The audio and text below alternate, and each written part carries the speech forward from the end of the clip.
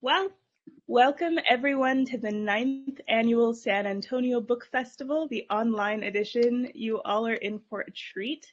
You are here to hear the immaculate thoughts of Nic Stone and J.L. Nic Stone is an Atlanta native and a Spelman College graduate. Her debut novel for young adults, Dear Martin, and her debut middle grade novel, Clean Getaway, were both New York Times bestsellers, which would surprise no one. She is also the author of Odd One Out, a novel about discovering oneself and who it is okay to love, which was an NPR Best Book of the Year and a Rainbow Booklist Top 10 selection.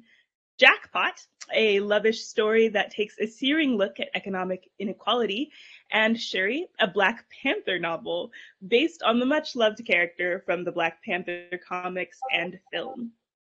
Dear Justyce, the sequel to Dear Martin, has just been published. Nic lives in Atlanta with her family. Find her online at nicstone.info or at nicstone on Twitter. Oh, wait, or Instagram. I think that one's Instagram. Okay. Instagram. And J.L.'s debut YA novel titled Wings of Ebony is an instant New York Times bestseller, which Miss Magazine calls the debut fantasy we need right now. Described as an ode to family, true belonging, and magic in a rare starred review from School Library Journal, this riveting, keenly emotional fantasy is about a Black teen from Houston who has her world upended when she learns about her godly ancestry and must unearth her ancestors' magic to save both the human and the god worlds.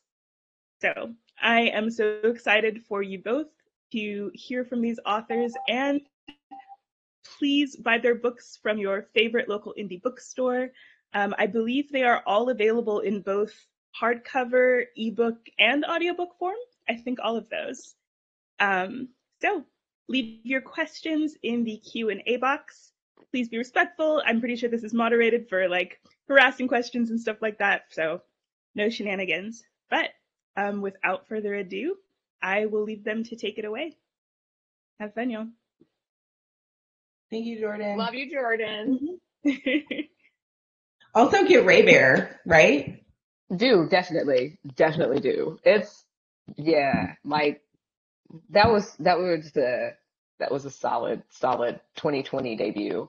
The YA fantasy everybody needed last year and this year and forever. So yeah.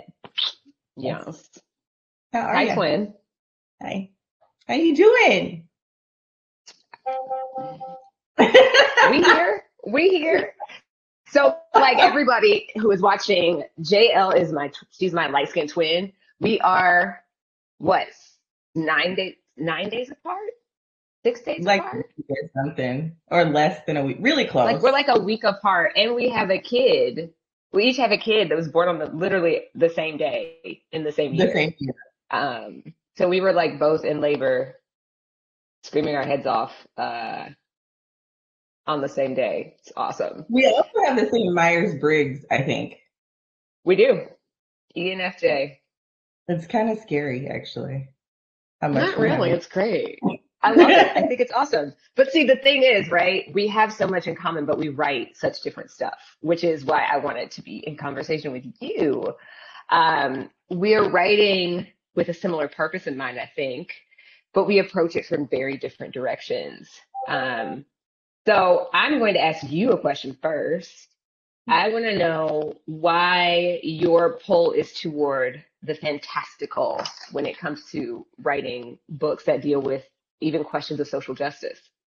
Yeah. I get asked this question a lot, and I think, and I've really sat with it a lot because I answered a lot, and I've really been sort of, as I come up with even new book ideas, I find these threads in there. I'm like, what is it? Why? Like, why is this my thing? And I think, honestly, part of it is that, I'm low-key salty that when I was younger, I didn't have fantasy books I could see myself in. So I'm trying to change the composition of bookshelves. But then I think, too, there's something really inspiring about approaching tough issues with sort of the veneer of the fantastical. It feels like one step removed. And so to get kids to sort of engage in these tougher topics and conversations and seeing some stuff on the page that can be kind of hard to internalize and sort of face, especially for teens, there may be just more comfort by keeping it sort of keeping that little bit of dissonance between fiction and reality. So because I like these issues, even in my middle grade books, like my middle grade book that comes out in May is very much about gentrification. So there's always commentary, like social justice and just like social commentary in my stories, I find. And I think it is because I want to engage kids. These things are on their radar. It's not like they're not. And so for me, it's just a way to give them a space to engage with that content. That's one step removed from reality, to give them that sort of buffer. And I hope that it's my hope that like the books that I put out are brought into classrooms so that teachers can engage even sort of the most reluctant kid in these like more real topical issues. Because even if they don't sort of seem to really be paying attention and you think they're just like scrolling TikTok or playing a PS5, they're very aware of what's going on in the world. So yeah, that's fantasy. Why not fantasy? I mean, I know you do fantasy, but I'm curious to know like what you love about your contemporary books, and then sort of like what you love about your Shuri books, which are incredible. Yeah, I mean, look, when it comes to issues of the world, how to approach them through a fantastical lens because they're so real to me, if that makes sense. Um, and I think also for me, I personally want the separation between what happens in a fantasy space and what's happening in real life, because that when I was younger, fantasy was what I escaped into. So now that I'm older and I'm writing, I struggle with the idea of, or even the execution of writing hard things that I'm looking at on a daily basis into a space where I just want to play, if that makes sense. And so I will say, like with the Shuri books, they have like a touch of weight to them. The first one deals with climate change.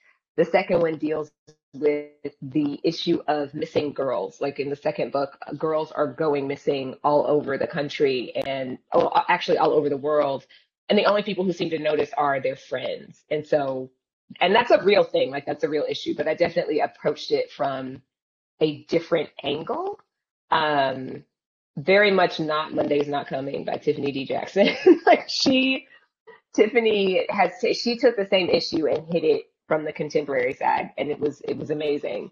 The third Shuri book, which is out in November, there really isn't like a core issue there. It's more questions of home and belonging. That's like all I'm allowed to say about it. But like that's what gets touched on in that book. But I mean, of course, no matter what you're writing, whether you're writing fantasy or contemporary or something in between, you're touching on very human issues because like all stories are about people, right? So with the contemporary stuff, the most important thing for me in that space is making sure that anybody who comes to it is seeing real people, and they're seeing real people dealing with real situations, and they're seeing real people encountering and moving through real world things that are actually happening. And that's super important to me because I don't ever want anybody to be able to say that something I wrote isn't realistic, right? So when I'm writing about racism, when I'm writing about homophobia, when I'm writing about economic inequality, when I'm writing about the juvenile justice system, like I don't ever want it to be possible for somebody to be like, oh, this isn't real, this doesn't happen. And so I make sure that I'm pulling from current events. I'm pulling from stuff where like I can drop a link. If I could drop a link into the book, you could tap on that link and you could see where it really is real. But even with that, the most important thing about those stories are the people, are the characters. The humanization of the Black child is kind of my that's what I care the most about in everything that I'm creating. I'm doing a little bit more. I tried to do, so this comes out in August. This is Fast Pitch, and it's like my Sandlot retelling about a softball team of little Black girls. So we can see this beautiful cover that is very much you. Wait, oh no, not only is it me, look who's on the back. I love it. So this is my ode to, athletic Black girls. I was a softball player. I've seen literally one book aimed at anybody under 18 about Black girls playing sports, and that's Patina by Jason Reynolds. And so like with Fast pitch, I tried to go super light with it, and like it just didn't reap. So I had to insert some stuff to make it a little bit thicker. But even with that, like now there's all this stuff going on with the Negro Leagues and more recognition to players who were a part of the Negro Leagues, and they're doing this new museum, et cetera, et cetera. And like it goes right in line with the book. So like it's really cool having all of this stuff happen in the world while I'm also kind of exploring it in the stuff that I write. What do you want to explore that you haven't gotten to yet with regard to stuff happening out there in the world? That's funny that you asked that question, because yesterday I was actually sitting down. So my first middle grade novel that's out in May is about an inner city magic school. It's called Park Row Magic Academy. That's the name of the series. Wait, it's about an May this year or May next year? Sorry, in a year, not like next month. Next month in 2022. But yeah, so Park Row Magic Academy it's about an inner city magic school in the back of a beauty shop, and the main character Kiana learns she's a witch, and she enters this magic school and like has to figure out what her specialty is, and it's really fun. But in my mind, it's very much a series. And so yesterday, I was sitting down and sort of figuring out what sorts of social commentary I want in my books, and I've got everything on this like list I was making. I have everything written down from like hunger and food scarcity to like the refugee crisis to like equality, senses of identity, fighting for equality in terms of all different like ways that looks for kids in different places, for kids with different identities, for kids of different races. This book is, I mean, the main character, Kiana, is Black, but it's very diverse in terms of the composition of the school. And so I have an entire list of things that I hope to explore and get to in my middle grade series, while keeping it very, very fantastical and escapist. So it's a very subtle thread, because it is, like you're saying, like it is an escape, and I want that. But I think it's also a great way to sort of put that through line through my middle grade novels, so that they are so school library focused too, so that it makes good stuff that teachers can use, because I used to teach. And then in the YA space, I am very, very, very, very passionate about like portraying Black men in this very beautiful way. And so like the love interest in my book, at least as far as I can see, will always be Black. And so I love like playing with the different Black men that I show. There are definitely 2 Black men in Wings of Ebony, and the sequel to Wings of Ebony, which finishes that duology, deals a lot more with sort of the love triangle that I've created there. And then my next series deals with classism. It deals with specifically like the adultification of young Black girls, and kind of similar things that you and Tiff have explored in books. So there's just a lot. There's a lot I want to say, but I think the coolest part is like coming up with all of these cool magic systems and like figuring out how to like give readers that sense of empowerment, that they walk away from the book feeling like they're magical too. I think that's ultimately my goal. Wait. Are you muted, or is my reception bad? It might be me. I can't hear you.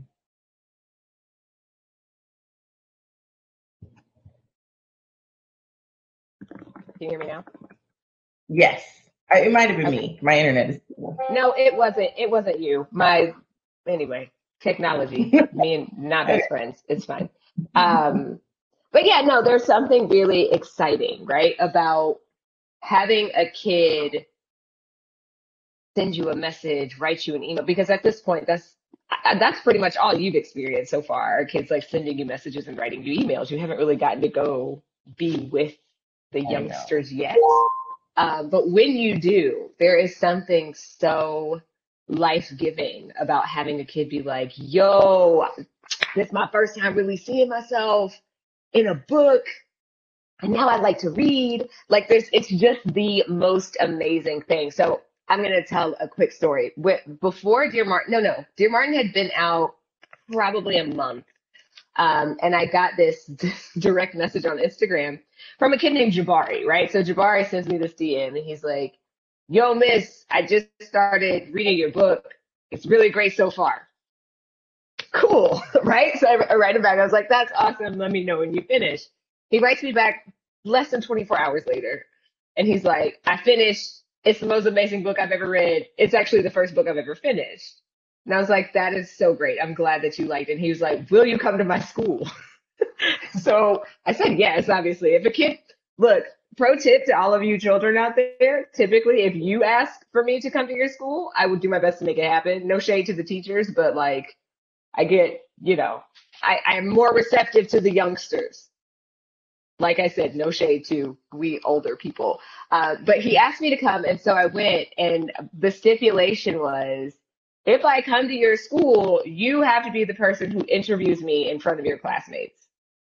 And I show up, he's got on jeans, he's got on this button-down, short-sleeve button-down shirt with a bow tie, he's got on like some Jordan 8s. Like, he was just so fresh and so cute. He was in 8th grade. And last week, he actually wrote to me and asked, he told me he wants to write a book. And he asked me if I would help him. And so knowing that, like, you have this power, right? Like, you have the power to not only make a kid a reader, but to also potentially inspire them to become a writer. What does that feel like? And do you feel like a responsibility in that aspect? Me, completely. I mean, I have two sisters who are 14 and 15. You met them, actually, a few years ago on your Clean Getaway tour, I think it was. And I feel a huge responsibility as big sister, much like Rue, to protect both literally and figuratively my little babies. Little babies, they would roll their eyes so hard if they heard me saying that. But I think that there's something to be said about this idea that crafting stories is fun because I like to tell them, but like in so many ways, crafting stories is, I like to call it like my form of activism. It's my raised fist, right? It's the bus seat that I won't give up. It's the way that I try to get kids to understand, much like Jabari, that they can do this too. And I think we do that in the way that we live and sort of execute our own magic. I like to call it, like, writing is our magic. And so the dedication in Wings of Ebony, actually, which I think hits at sort of why I write and why I love doing this so much.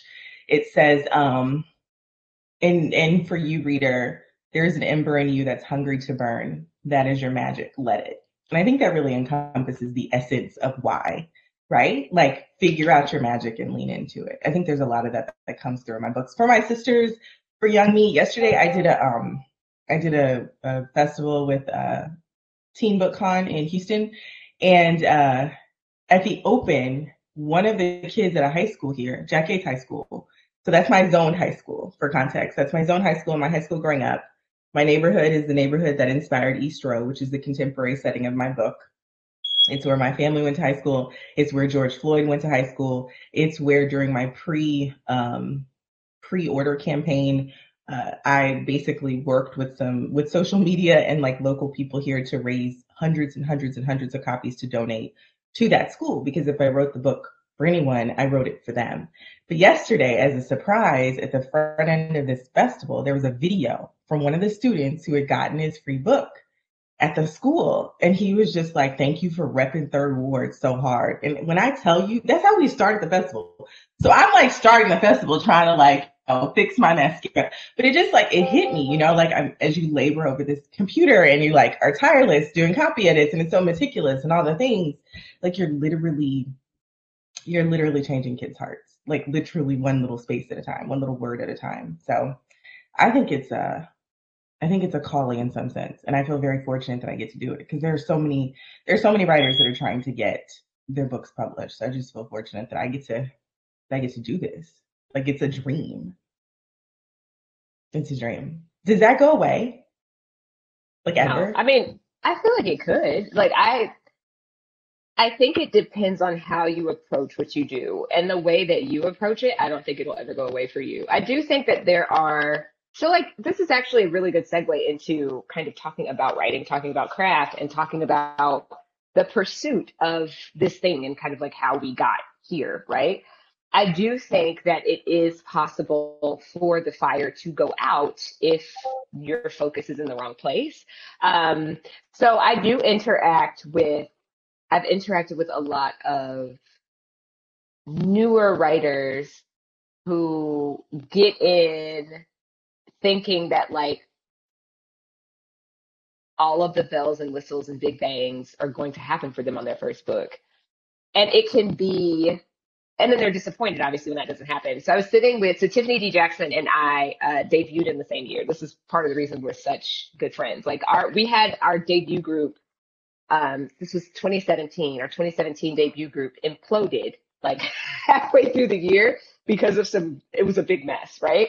But we were talking the other day about how many of us are actually still publishing. I think there were 160 or something like that. And then like on less than two hands, we were able to count the number of people who are still doing this. It's like me, Tiffany, Scott Rankin, E.B. Zaboy, Karen McManus. See, I'm already like blanking because Stephanie Garber was one. Like there's just so few people who are able to sustain doing this, right? But I think that if your fire is coming from where yours comes from, mine comes from wanting to make sure that my children do not grow up the way that I did and are seeing themselves in the pages of books. And the kids that I mentor, I want them to make sure they're seeing themselves in the pages of books. And then once I like shift over and start writing adult, because like I'm also doing that, that's where I'm just like, I just want to have fun and write trash. Like that's a thing that I also want to do. So like while the books for the kids are going to be like, you can do anything and you're awesome and don't forget I see you, the adult ones are going to be like, oh, who killed that girl? Like that. But even that, there's something really exciting and powerful about knowing that you are creating something that would not exist if you didn't make it, right? And so that's the fire that keeps me going, and it sounds like it's similar for you. But tell us your kind of publishing journey, though. Like you go first, and then I'll tell a bit of mine, because you have such a fun and unique story. And what I will say to all of you who are listening, who are aspiring writers, recognize that these two stories are two vastly different stories, and literally every story you meet is going to be different. So tell us how you got here. So I participated in Div Pit, which is a pitch contest on Twitter. And basically I had to summarize what my story is about in the length of a tweet. And I tweeted that pitch on a particular day where this contest is held. And publishing, like people in the industry know to look on Twitter these days and like express interest if a pitch catches their eye. And there are like thousands and thousands and thousands of writers that do this. Like I remember one year during a Pit Mad contest, there were over 30,000 tweets and it was trending. Like it's, so you have to, like, it's not a guarantee that when you tweet, you're going to be seen, right? But you shoot your shot. So I got up at 5 a.m. because I was on the West Coast at the time, and I posted my tweet, and then I like DM'd it to my friends. I was like, hi, would you mind boosting this? And then I was like, okay, I'm just going to go to sleep. Like I'm a chill, and Nick knows chilling is not something I'm very good at. So I decided to check my phone because I couldn't quite fall back asleep, and my pitch had blown up. It had the most interactions that day of all of the tweets. It had hundreds of likes, hundreds of retweets. I lost track of the comments, and basically the point of that was these were publishers retweeting saying, once you have representation, we're interested in seeing more about this book. There were agents saying, I would love to take a look at this and consider representation. So after that contest, I queried, and and it's worth saying in hindsight, I don't think I did everything perfectly. Like, I'm not saying this is like, yep, and I did this and that. No, like there were several bumps along the way, and if I went back in time, I might have done some things differently. So just let me qualify that. But I queried, I ended up with multiple offers of representation. I signed with my first agent, and then we edited, literally, she had me cut 30% of the book and like rewrite it. That was my first edit. And so I did all that. And then we went on sub in January of 2019.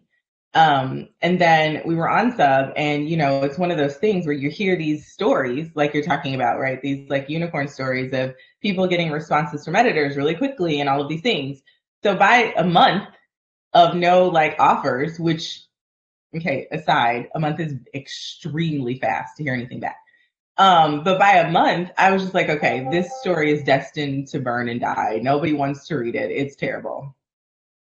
Long story short, 5 months in, I got an offer. And then we nudged everyone else that hadn't passed. And there were several interested, but the first person to offer was the editor I was most excited about because I really wanted to work with her because she's awesome. But then I also wanted to work with her because she's a Black woman. And this book deals with racism and things like that. So on the nose, so I really wanted to work with a Black woman on the project. So she preempted, we signed with her, and then we started the revision process and sort of the pre-pub process. And, you know, it's very much like having a child. Like, you have no idea what you're going into. And then all of a sudden you like birth this book into the world and you're like, oh, everything is different now.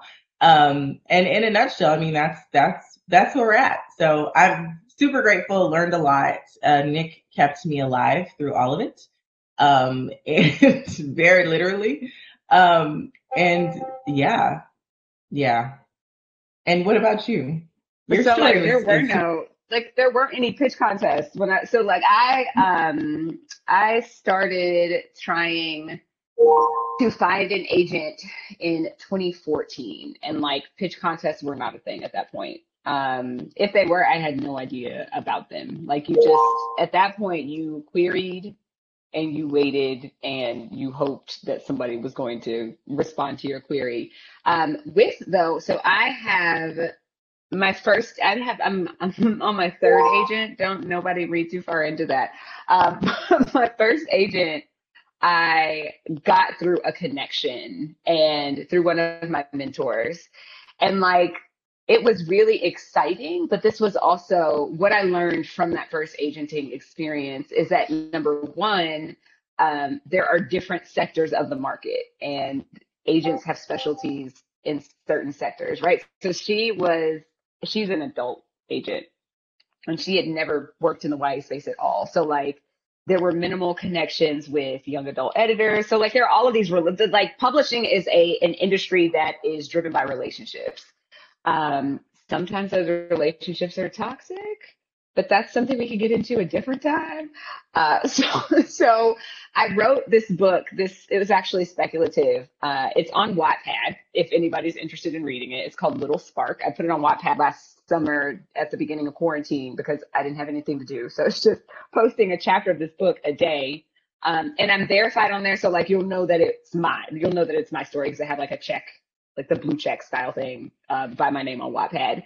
And like, I loved that book. But like I said, I landed an agent, but we went out with it to editors and nobody wanted to buy it. And I internalized that as it like not being a good book. But like, I went back and read it recently and I was like, this actually isn't terrible. It just was before WNDB. So WNDB, We Need Diverse Books, is happening around the same time that I'm trying to find a publisher to be interested in my work. And nobody was, to the point where that first agent actually cut me loose. Like, she's the one who ended the relationship because she was like, I feel very out of my depth here. So I wound up having to query anyway. I wrote a completely different book, a contemporary novel, queried that novel, and I landed an agent probably in a few months. Lots and lots of rejection. I still got pretty lucky because I did have kind of a referral type thing going for me. And then we went out with a different book. So we went out with this contemporary novel about a Black girl living with bipolar depression. And in January, another book had just come out, like literally the day after I went on sub with that book. And a lot of people, there was some positive feedback. There was some feedback that was like, eh. And then I got a response from one particular editor. I like thought I was going to die when I got a response from this particular editor, and you will understand why momentarily. But the editor loved my writing. She loved the dialogue. She loved the way that I put stories together, but she was not sold on the idea of that particular book being my debut. So they asked me if I had any other ideas. And I round up, long story short, I wrote this like 13-page pitch for something that I had cooking in my brain. And she bought that, and that's what became Dear Martin, right? So like, I sold Dear Martin on 13 pages, but that's after writing 2 whole other books and having both of them experience a lot of rejection. And so that editor is Phoebe Ye, and I'm sure she's in here. Hi, Mom. She's my whole heart and soul. But like this editor, so she edited Walter D. Myers, first of all. And so when I first saw the email, I was like, oh God. And she also edited The Magic School Bus. And Phoebe on The Magic School Bus is literally named for her. So like, that's how you know you got that's how you know you got that editor, right? And I will say, a lot of you who want to write, you gotta be ready to just have your stuff ripped apart. Because I do find that you can't be precious about the work, right? Like you just can't. There's so much that goes into making a book publishable, and your one opinion and the opinion of like your mom and friends. No shade. I'm sure it's probably great, but that doesn't mean that it's ready to go out into the world, right? So approaching this whole thing, speaking of longevity, approaching it as a collaborative process. Like book writing is not solo at all. Like it's solitary. The writing process is solitary, but if you want that to go out into the world, you are going to have to be okay with collaborating at every stage of the process. Because once it goes to edits, you got more work to do. Then you got to do copy edits. Then you got to do past pages, and then it goes out into the world, and everybody who is reading it, you're collaborating with them. Like they're taking your words, putting them into their brains, and they're judging them around, right? So like getting used to the idea of just wanting to have the best book possible is my one word of advice for anybody watching and listening who is interested in being a writer. So my last question for you, is there any other type of writing that you want to do? And when are you going to do it? Yeah, so wait, one thing real quick. This is draft 19. And for context, when I went on sub, that was draft 5. By the time I got an offer, I was at draft 7. That was probably a 5-week, 6-week period that I rewrote 2 sizable revisions. So yes, it's a grind. Yeah, I would love to write adult actually one day. I love middle grade and YA. I think my heart is kidlit for a while. But at some point, I would love to get into a very contemporary space actually with adults. Like I want to do some sort of like psychological suspense or like domestic thriller, like something that I could like see on a screen, but like with people that look like me. So I would like to get into that. I also really love verse. I don't know that I could ever do an entire novel in verse, but I really, really love poetry and just like prose that's lyrical. And that's not really the voice that I write with, but I would love some avenue to play with that in some way. And then I think screenwriting is cool, but I know nothing about it. So, What about you? I mean, you write nothing about novel writing at some point, so it's all learnable. I learned it all on Twitter. I will say. Yeah, it's all learnable. Like that, I like writing all of it. I love writing for the screen. I love writing YA, middle grade, except verse. Y'all not gonna get no verse novel out of me. I am not a poet, and I'm not going to pretend that I am. I have no ma'am. I have too many friends. I have too many friends who literally have studied poetry and who have like master's degrees in like I don't want that smoke. I'm good. Like I will stick to my prose and I will let the poets do the verse novels. I do love reading verse novels though. I just am not gonna write one. Picture books. Picture books, that's the one thing that I haven't nailed yet.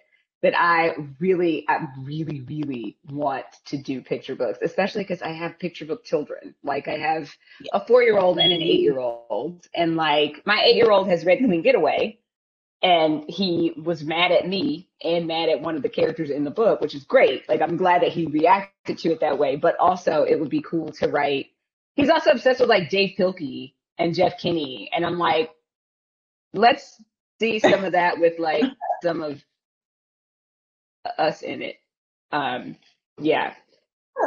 Yay. Well, picture books are hard. too. They're so hard because they're so short. They're so hard. Yes, they're so short, and you have to like. It's like obviously every word for me. Every word matters in everything that I write, but the words matter so much more when you have so few of them. Like you got like 200 words. That's like Yeah. And I write short books. I write short novels. My longest novel is like 68,000 words, and that's long for me. Like that's like genuinely long. I'm not about that long book life. Your voice is in my head, actually. I'm doing copy edits right now. And I try to make my books shorter. So like, short fantasy is this thing I'm trying. I feel like Wings is fairly short for a fantasy novel. But the sequel is a little longer. So anyway, I digress. Do you have a favorite verse novel? Oh, that's a tricky question. No, I will tell you my favorite verse novel of 2020 was Everybody Looking by Candice Elo. Oh, so good. Like the verse was so every poem was its own poem, right?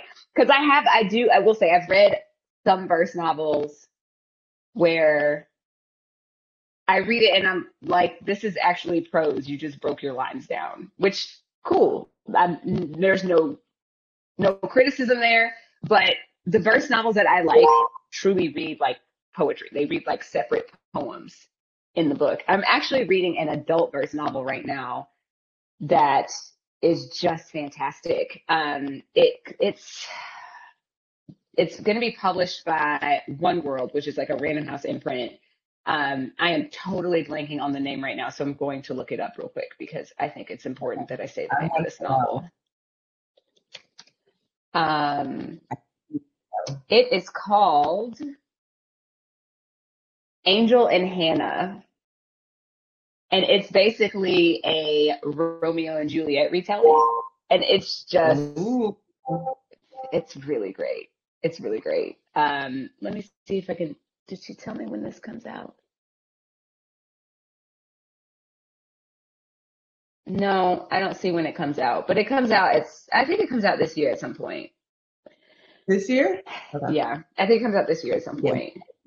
I have a list of people. Either if they publish a book or if they recommend a book, it's an auto buy for me. Like literally. Yeah. So anything Tiffany Jackson puts in the world, I will automatically purchase. If there was a way for me to just link into Tiffany Jackson merchant, I just auto purchase. And like, of course, you and Angie, right? But then any books that you recommend, they go in this sort of, they just go into my list of to buy automatically. Yeah, like Tiffany, I read all of Tiffany's books pretty much as soon as she's done drafting them. And like the world is not ready for White Smoke.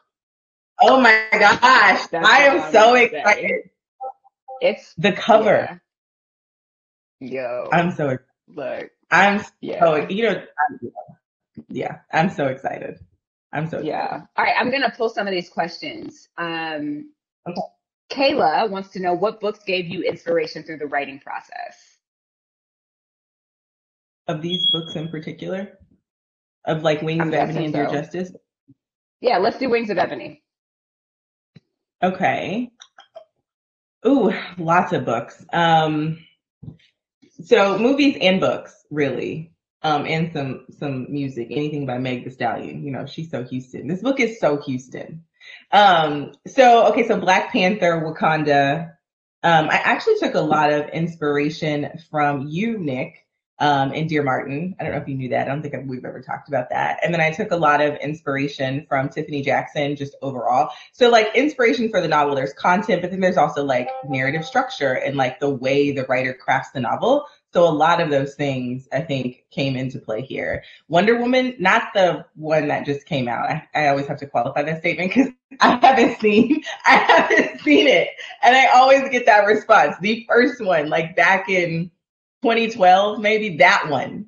I liked it. I was missing melanin, but I liked it, So yeah. So Wonder Woman, Black Panther, Angie's books, The Hate You Give, was definitely a book that I sat with for a long time, just like personally sat with for a long time. But then also as I was crafting my character and figuring out like what I wanted her to deal with and like the conversations that I wanted to have about allyship and privilege I definitely looked to Angie's book to figure out where I wanted to start that conversation, because I love the conversations that came out of Thug, and I wanted to have different. Sorry, my phone. I wanted to have different but complementary discourse as well.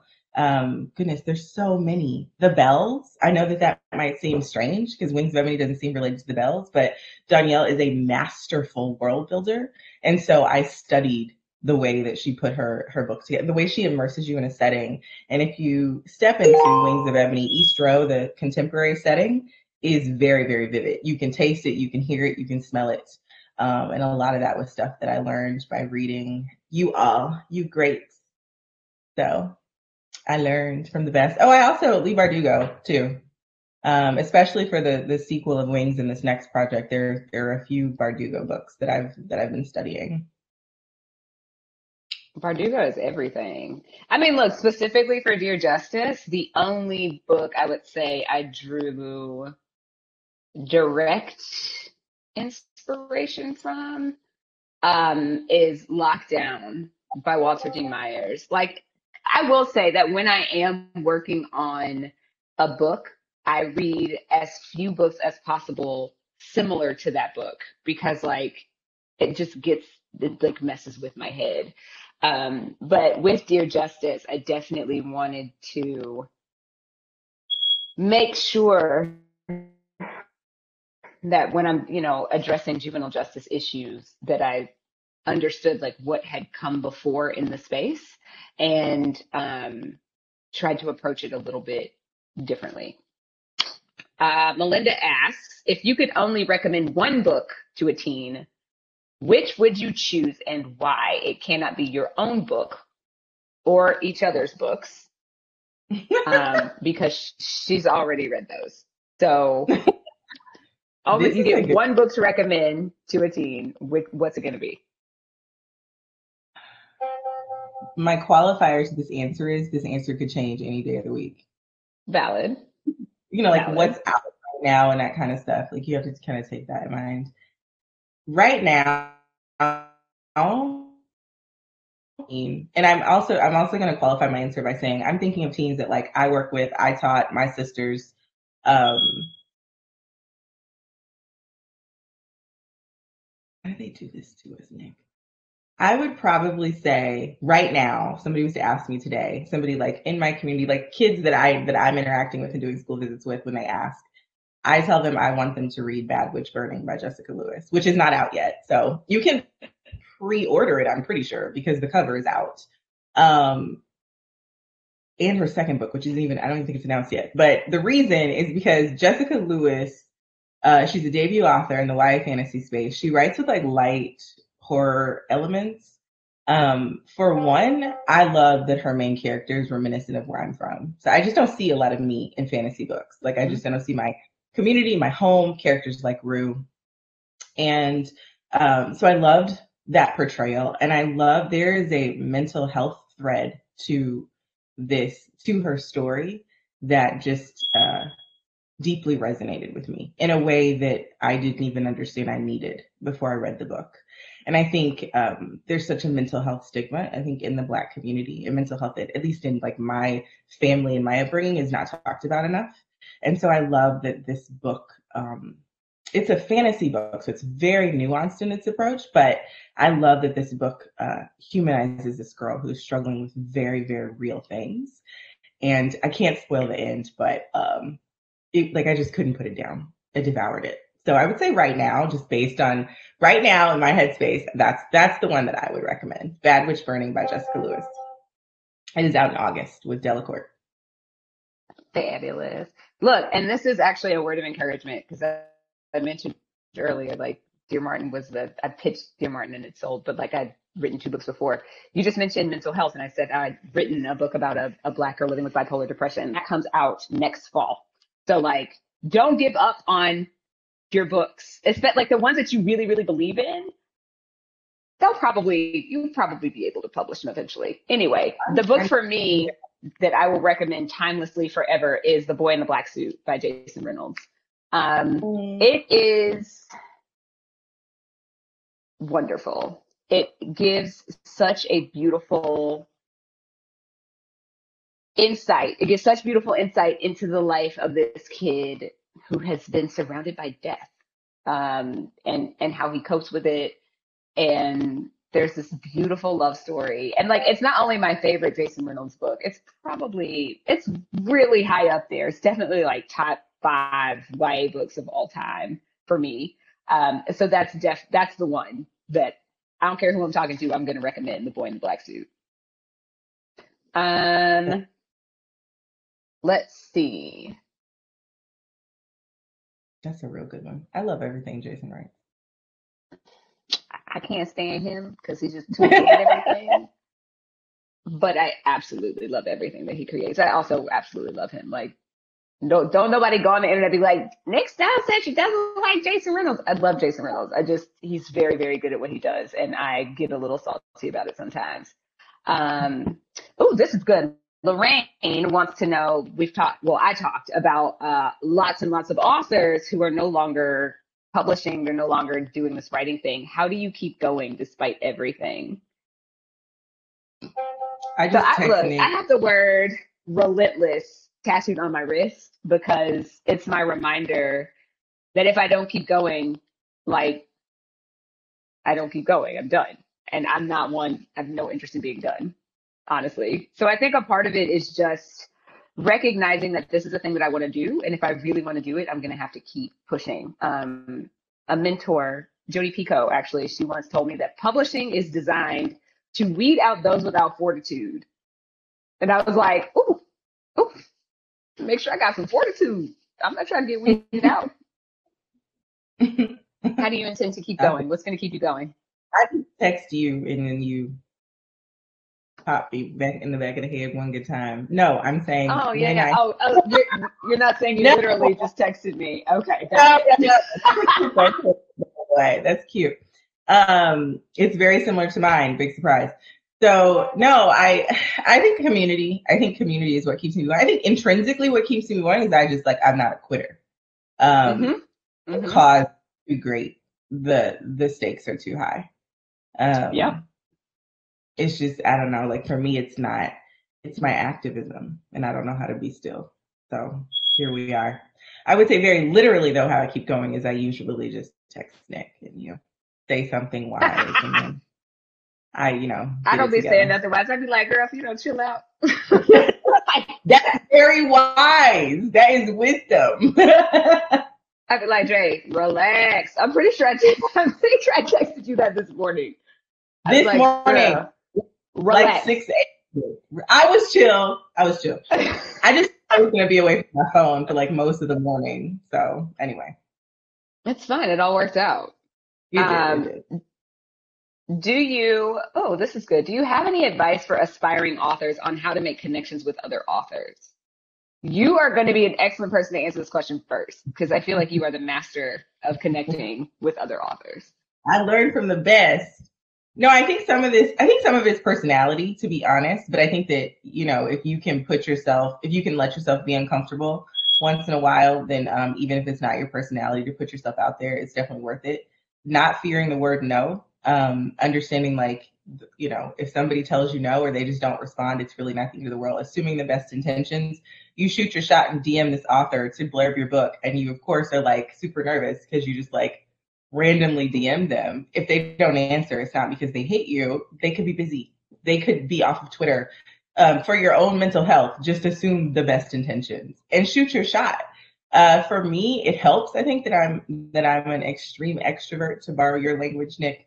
And so I like talking to people. I also just I was the kid who I grew up as an only child for a long time. And so my parents had kids with other people. And so on my Christmas list every year was can I get a sister? My mom's like, that's not how that works. You can't just put that on your Christmas list. How do you think? No. And I'm like, okay, but I want somebody to play with in my house. I didn't have so I would get friends as an early age, and I would love my friends hard because look, I don't have a sister, so come here, that's you. And so, and then when I was older, both my parents actually had kids from other marriages, but there's just this huge age gap. So I just became this very sort of make friends kind of person. And my biggest advice is just to be present in the writing community, whether that's on Twitter or whether that's in person when the world returns to normal at some point. And just like say hello. The one thing that I think is helpful, because some of my writing friends who debuted with me are less extroverted than me, and we talk about this all the time. One of the things I try to tell them is just remember that these authors that you're reaching out to that are super scary literally were in your shoes at one point. Like I'm sure there are some mean ones along the way, but like more often than not, like they know exactly how you feel, the nerves, the anxiety, all of it. And so I just assume that they can at least empathize with where you are. If they can't do what you need, or if they can't, be your friend or whatever it is, like just be human. And that's the other piece is like, don't be plastic. Like if you're going to create a community online, like be real. I mean, you don't have to show all of yourself to the interwebs, but like pick the pieces of yourself you're comfortable showing and like be a genuine person. And I think that in itself creates genuine community. Bars. Yeah, so to piggyback off of what you just said, yeah, like don't take it personal. You can't take anything personal if you want to really get entrenched in this industry, because you will be in your feelings all the time, always. Like this year alone, I've gotten at least, it's April, y'all. I've gotten at least 40 blurb requests. I can't blurb 40 books. I just can't do that. Like I do not have the time. I got my own books to write. I don't have the energy. I don't have the bandwidth. Like I just don't have it. Right. So recognizing exactly what Jay said, that like, it's like, if you don't get a response, it's not because an author hates you. It might've gotten lost in their inbox. That's the thing that happens. Or they just got others. Like it's just a lot going on. My friends, my writer friends came from my peer group.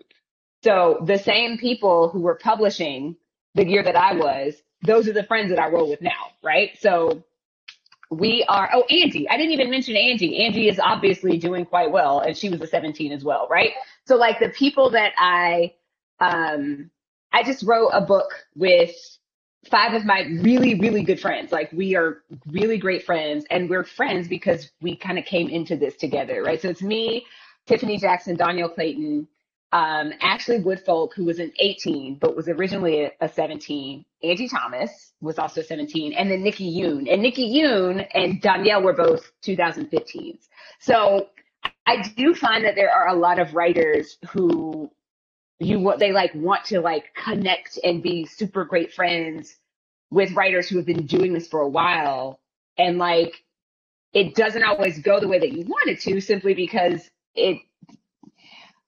it's a lot easier to establish friendships, critiqueness, like all of that, like all of your critique partners with people who you are kind of at the same place with. That's not to say don't reach out to other people who are, further down the road, if you will, but you're going to make the best friends with the people who you're kind of in the trenches with. So yeah, reach out to other people who are writing. Every friend that I have, I got because I DM'd them. Like I slid into everybody's DMs. I slid into Angie's DMs, Danielle's, Tiffany's, all of them. I was like, hey, we about to publish a book. You're a Black woman. I'm a Black woman. Let's be friends. And literally this is how Jason is like my older brother. And I literally emailed him after selling Dear Martin and was like, yo, your books are amazing. And I really want you to be my friend. I just sold a book. And he was like, cool, that works. I mean, that's not going to happen now. Like if you email Jason Reynolds now, he doesn't even see it. It goes to his assistant. But all that to say, what Jay was saying about shooting your shot, it's a really important thing to do. Like try to connect with people who are just starting out, who, you admire in some way, and don't take it personal if they are non-responsive or, don't respond the way that you would like for them to. Let's see, we had 6 minutes left. Kathy is asking me to tell everyone more about Fast Pitch. This is probably my Kathy. I have a Kathy. My publicist / runs my entire life. Thank you, Kathy. for making sure this got on my calendar. But Fast Pitch, I said a little bit about it. It's a Sandlot retelling about a softball team of little black girls. The main character's name is Shanice. And anybody who read Clean Getaway, you will be familiar with Shanice because she is the girl that Scoob in Clean Getaway has this like raging crush on. But she is the captain of her Fast Pitch softball team. They are the only all black team in the league. And she has this chance to lead her team to the league championship title. She's very, very keen on doing this because there's a legacy of bat ball in her family. So her dad played baseball, grandfather, great-grandfather, they all played baseball. And so she plays softball. But in the process of trying to lead her team to this championship, she comes to discover that the reason her great-grandfather stopped playing baseball might have involved him being framed for a crime. So she starts, she's like, there's this conflict where she wants to lead her team to the championship, but she also wants to solve this mystery to clear her great-grandfather's name. So it's August 31st is when that comes out, and I'm clearly still learning how to talk about it. This is a good question. How do you figure out how to talk about your books? Like when somebody's like, tell me about your book, how long does it take you to figure out what to say? You asking me? You're the veteran here. I don't know. I think so I cheat a little bit because I had to pitch my book in a tweet, right? When I did Div Pit, so that helps me understand the core of the story. Actually, there's a micro content video through DivCon, DVCON, that you can find online where it was like a 7-minute explanation of like how to find the hookiest pitch of your book. So if you're really curious about that question, look that up and watch it. But essentially it's like, what's the meat of your story? What is the central conflict? Who is the character? What are the stakes? And like what makes it interesting? And I feel like I stumble over my words doing this all the time, especially when you're like in the trenches of like copy edits and stuff, because your brain is full of all the details. Ultimately, it took me just kind of reading other things about my book. I'm like, oh yeah, that's kind of it in a nutshell. I'm gonna take that. Now I'm gonna use that. I love it. That I have like people will like introduce you at a thing, and you're like, oh, I sound very impressive. It's the same thing with your book. Somebody is writing a review of your book, and I'm like, oh, I think I'm gonna take that line. I'll credit you. Don't worry.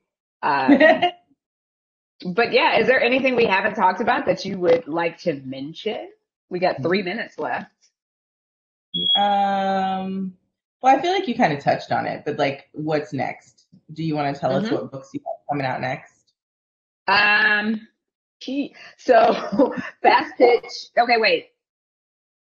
1 second. You talk to the people while I grab something else. While I have this minute, I want to re-plug. Almost knocked over my drink. This book, if you haven't read it, is Ray Bear by Jordan Afueco, who introduced us to this lovely panel. So make sure you have this beautiful book. The world building is absolutely awesome. And there is a sequel, and it is coming out this year. So, make sure you get started on the first one. Also, the cover for the sequel is like so sick. I haven't seen it. I'm so jealous. Wait, it was posted, wasn't it? Am I losing it? I'm pretty sure it was because I remember like reposting it on Instagram. Okay, I've been very. I think. So now I have to check. My cover to make sure for my sequel. I don't know when it's being released, but I'm excited about it. You better text me. What you mean, ma'am? It is. Yeah. It is. Yeah.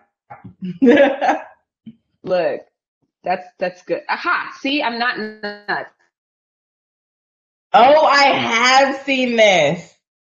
It's the artist. Amazing. You know the artist? What is? I don't. I just know that this joint is it's everything. Illustration Charles. Yes, Ray Bear. Get it. Yes. Okay, so Blackout.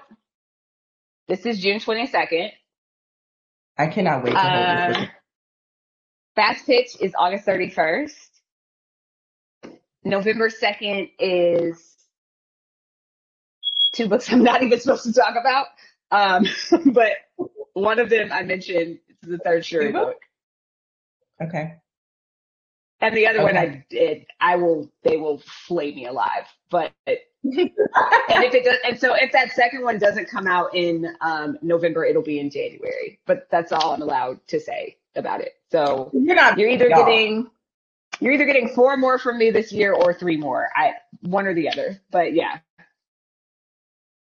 You're not. I really wish I could talk about that other book, but I can't. It's fine. Okay, it's 3:00. I love you. Okay. I better get a text in a minute with Discover. Thank you. Thank you Thank you all for this, being here with us. Of course. Y'all make sure, I don't know what I'm telling you to make sure to do, but I hope that you all have an excellent rest of your Sunday. And we appreciate you watching. Bye. Bye, friends.